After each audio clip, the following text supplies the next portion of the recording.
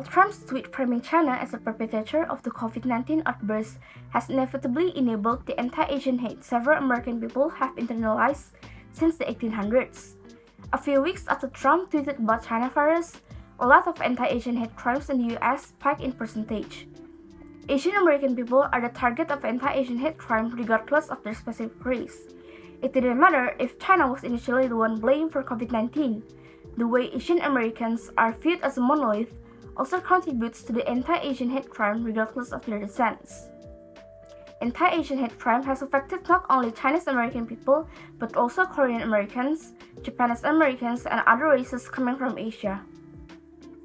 At least 131 Asian American people experienced anti-Asian hate crime in New York City during 2021, which is a significant increase from 27 people in 2020. In San Francisco, police reported that anti-Asian hate crime also spiked by 56% in 2021. Trump may not have explicitly encouraged the hate crimes to happen, but it is inevitable for us to not say that his tweets hadn't fueled the anti-Asian hate and justified racism against Asian Americans, as the sentiments have existed long before the COVID-19 in America, which is called the Yellow Peril. Throughout this video, we'll be elaborating on the causes of anti-Asian hate crime during COVID-19 in the United States, give empirical examples of the anti-Asian hate crime committed during COVID-19, and give solutions to how we should solve the problem.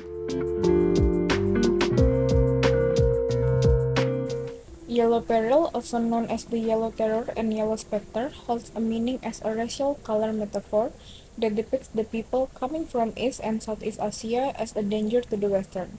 It is presented by Lothrop Stoddard in the book titled The Rising Tide of Color Against White World Supremacy in 1920.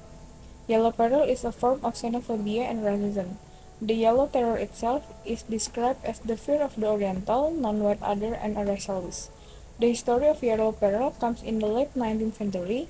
It is to explain when the Chinese worker in this context were people of different skin color, language, and also culture.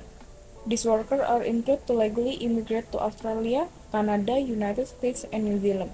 The situation begins with the work ethic of workers provoking a racist backlash against their communities, because Chinese workers will agree to work for a lower wage than the local white people agree on. Donald Trump, with his campaign, was driven by the rise of white populism. There is a factor in the United States which is worth mentioning, that the state itself has been facing fears of social change. The change such as the women's rights movement and change the gender norms, gay rights that leads to the policy of redefinition of marriage. In this case, immigration has absolutely made change also in the US and reshaped the demographic in the state, and set the lines that white will no longer be majority within a few decades. With this state of mind, it triggers support for anti-immigrant policies.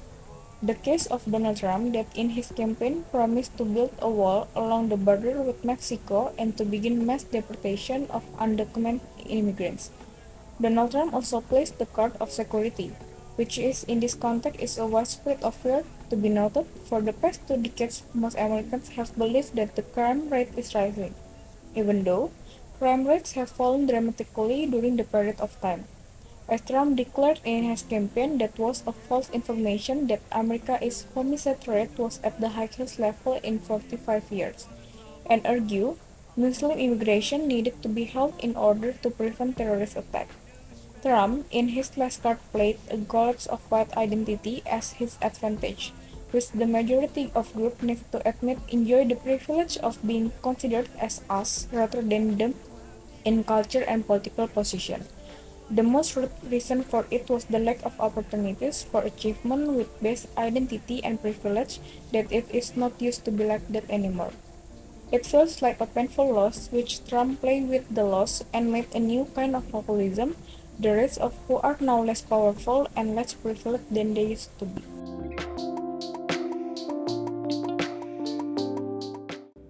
If we look at some of the cases in the United States of America, it can be seen that since COVID-19, the anti-Asian hate crime has increased significantly.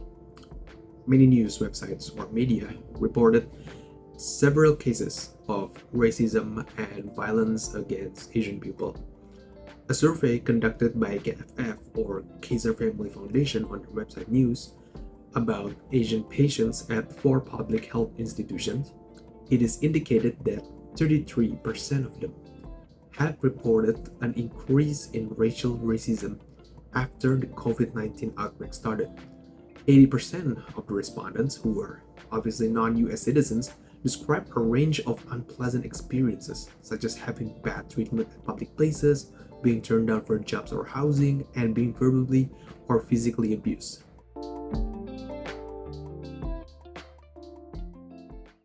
Any type of racism is unacceptable in this world. It goes against the principles and ethos of the inclusive and bright society that we work to create. It is our common duty to speak out, build solidarities, and take a united front against xenophobia, prejudice, and racism of all kinds, including anti-Asian racism. Here are 2 main actions that we can all take to combat anti-Asian prejudice and create a better, more inclusive society. The first one is advocate for awareness within your friends. In order to have a chance in correcting injustice, our societies have to realize the nature of this problem, which, in this case, is the long-standing systemic racism against Asians and other minorities.